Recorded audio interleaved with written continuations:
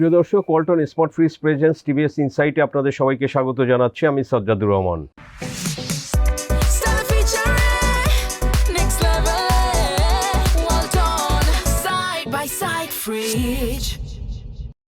দর্শক, সৌদি আরব visa tight করছে, বাংলাদেশিদের জন্য ভিসা অনেক কঠিন হচ্ছে এবং সেটা আমরা কিন্তু বাংলাদেশিরা যাওয়ার ক্ষেত্রে সেই ট্রেন্ডটা দেখা যাচ্ছে। এবং এর সাথে তো আমরা সবাই জানি যে মধ্যপ্রাচ্যে যুদ্ধ পরিস্থিতি, তো সেখানে আসলে এটা আরও একটা বড় শঙ্কার কারণ হয়ে দাঁড়িয়েছে, যেখানে সৌদি আরব বাংলাদেশের মেজর আমাদের মার্কেট। বিদেশে আসলে কাজের ক্ষেত্রে যদি আমরা বলি দর্শক, 2025 সালে 11 লক্ষ লোকের উপরে গিয়েছে, তার মধ্যে কিন্তু আসলে 7 লাখের মতো সৌদি আরবেই গিয়েছিল। তো এই মার্কেটে যদি আসলে আমাদের বাংলাদেশিদের যাওয়া বা কাজের সুযোগটা কমে যায়, তো সেটা আসলে আমরা স্বাভাবিকভাবেই ভাবতে পারি যে সেটা কিন্তু আমাদের রেমিটেন্সে বড় ধরনের কিন্তু প্রভাব ফেলতে পারে। সো দর্শক, আমরা আলোচনা করব এই বিষয়টি নিয়ে, বিস্তারিত বিষয় নিয়ে আমাদের টিভিএসের সিনিয়র করেসপন্ডেন্ট কামরান সিদ্দিকীর সাথে দর্শক, এবং আপনাদের সাথে এই আলোচনা আমরা বিস্তারিতভাবে শেয়ার করব। কামরান, স্বাগতম আপনাকে। ধন্যবাদ। এই যে সৌদি আরব ভিসা টাইট করেছে বা কার্ভ করেছে, কঠিন করেছে, কেন করেছে এটা? আসলে আমাদের, আপনি জানেন, সৌদিতে যারা যায় এর বেশিরভাগ হচ্ছে লো স্কিল, আমরা বলি, যারা হচ্ছে বেসিক্যালি ক্লিনার হিসেবে বা হচ্ছে কনস্ট্রাকশন ওয়ার্কার হিসেবে যায়। তো পোস্ট কোভিড পিরিয়ডে, মানে লাস্ট 3-4 বছরেই কিন্তু অনেক লোক সৌদিতে গিয়েছে। সবচেয়ে বেশি সেখানে যাওয়ার চাপটা বেশি ছিল। কিন্তু এই যাওয়ার সাথে আমরা একটা ট্রেন্ড দেখতে পেলাম যে অনেক লোক কিন্তু কাজ পায় নাই। তাদেরকে যে প্রমিস জবটা দেওয়া হয়েছিল, মানে যেটা আসলে আমাদের এখান থেকে, আপনি জানেন, ফ্রি ভিসার নামে অনেকে যায়, তো তারা ইকামাটা তাদের ঠিকমতো পাচ্ছে না। ইকামা রেট বেশি, অনেক ফিটা বেশি, এমপ্লয়ার পে করে না, আবার কেউ স্যালারি পাচ্ছে না। এইসব অভিযোগ আমরাও কিন্তু অনেক লিখেছি এগুলো, এবং আমাদের এমপ্লয়াররাও এগুলো নিয়ে শাউট করছে। সরকার অনেকবার তাদের কাছে তুলে ধরেছে। এই প্রেক্ষিতে রিসেন্টলি আমরা, আমাদের যারা লেবার রিক্রুটাররা বলছে যে ফেব্রুয়ারি মাসে গিয়ে তারা দেখতে পেল যে তাদের যে এক্সিস্টিং ভিসাগুলো ছিল, ওদের সৌদি হিউম্যান রিসোর্স মিনিস্ট্রি, মানে যাদের জব রিমান্ড ইস্যু হয়ে গেছে, এমন অনেক ভিসা তারা হচ্ছে যে পাচ্ছে না। মানে সেটা আবার সিস্টেম থেকে তারা, যখন সৌদি কর্তৃপক্ষ দেখলো যে এখানে আসলে ফ্রি ভিসার নামে এখানে ফ্রড, ফেক জব ইস্যু করা হয়েছে। কোনো এমপ্লয়ারের লোক লাগবে 5 জন, সে 10 জনের ডিমান্ড ইস্যু করছে। কারণ লাভ হচ্ছে, আপনি জানেন যে প্রত্যেক ওয়ার্কার 5 লাখ 6 লাখ টাকা করে যায়, এবং এই ভিসাগুলো কিন্তু আমাদের এজেন্টরা কিনে আনে ওদের কাছ থেকে। তো সেই কারণে যত বেশি ভিসা ইস্যু হবে তারা তত বেশি টাকা পাবে।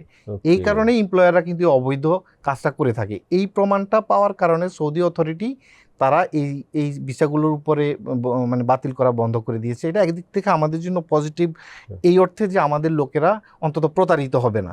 কিন্তু সে কারণে আমরা দেখতে পাচ্ছি যে ফেব্রুয়ারি মাসে 33% লোক জানুয়ারির তুলনায় কমে গিয়েছে। যেখানে এর আগের মাসে গিয়েছিল 95,000, ফেব্রুয়ারিতে টোটাল ওয়ার্কার গিয়েছে বাংলাদেশ থেকে হচ্ছে 65,000, এবং সৌদিতে সেটা 65,000 থেকে 43,000-এ নেমে এসেছে, অর্থাৎ 30%-এর বেশি কমে গিয়েছে।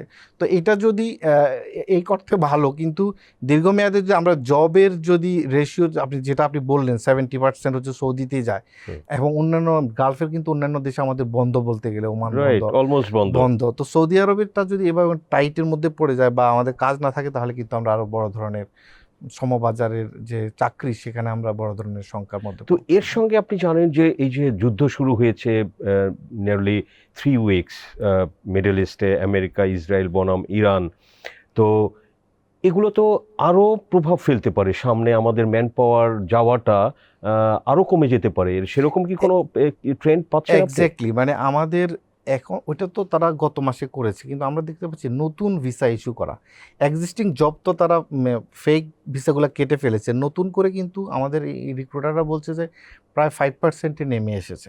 যুদ্ধ শুরু হওয়ার পরে আমরা জিজ্ঞেস করেছি, আমি আজকেও একাধিক লোকের সাথে কথা বলেছি, যুদ্ধ শুরু হওয়ার পরে তারা বলেছে সে এখন পর্যন্ত কোনো নতুন জব ডিমান্ড পায় নাই।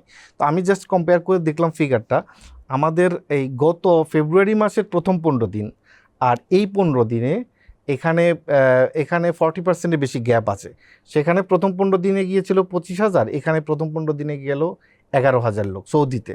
তো আমরা দেখতে পাচ্ছি যে যুদ্ধের ফলে নতুন ভিসা ইস্যু হচ্ছে না, এবং এই প্রভাবটা শুধু সৌদিতে না, গালফের অন্যান্য দেশেও একই ধরনের পরিস্থিতি। আবার যাদের আমরা বলেছি ক্লিয়ার ইস্যু হয়ে গেছে, মানে বিএমইটি ক্লিয়ারেন্স কার্ড পেয়ে গেছে, যাওয়ার জন্য প্রস্তুত, অনেকে কিন্তু আবার ফ্লাইও করতে পারছে না।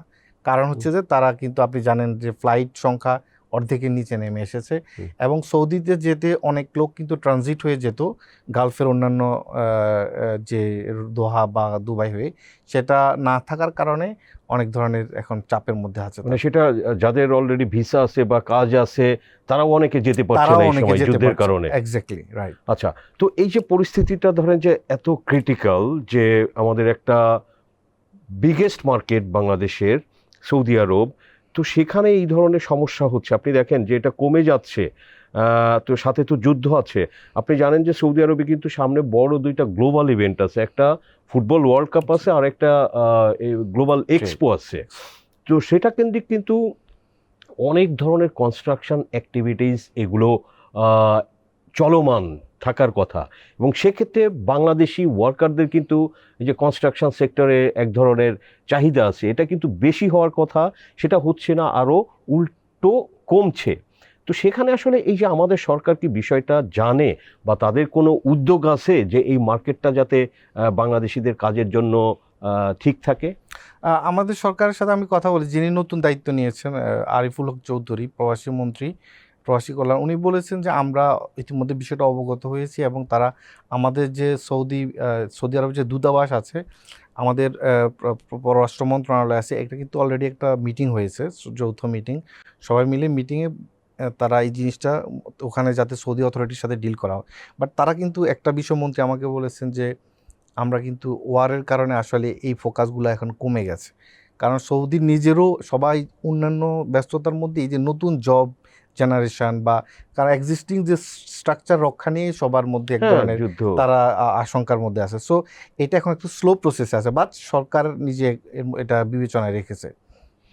ওকে কামরান, আপনাকে অসংখ্য ধন্যবাদ টিভিএস ইনসাইটে সময় দেওয়ার জন্য। ধন্যবাদ।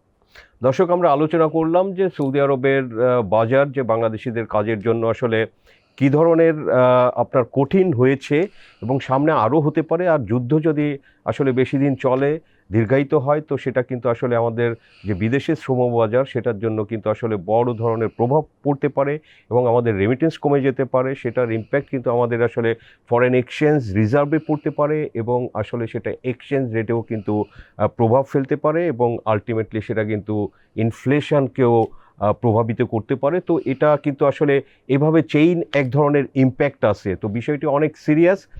তো আমরা আশা করি যে সরকার আসলে বিষয়টি তারা নজরে নেবেন এবং সেভাবে তারা উদ্যোগ নেবেন যাতে এই ধরনের বড় কোনো শঙ্কার কোনো কিছু বাংলাদেশের জন্য না হয়। দর্শক, আমাদের আলোচনা ভালো লাগলে লাইক করবেন, শেয়ার করবেন। আপনাদের সবাইকে ধন্যবাদ।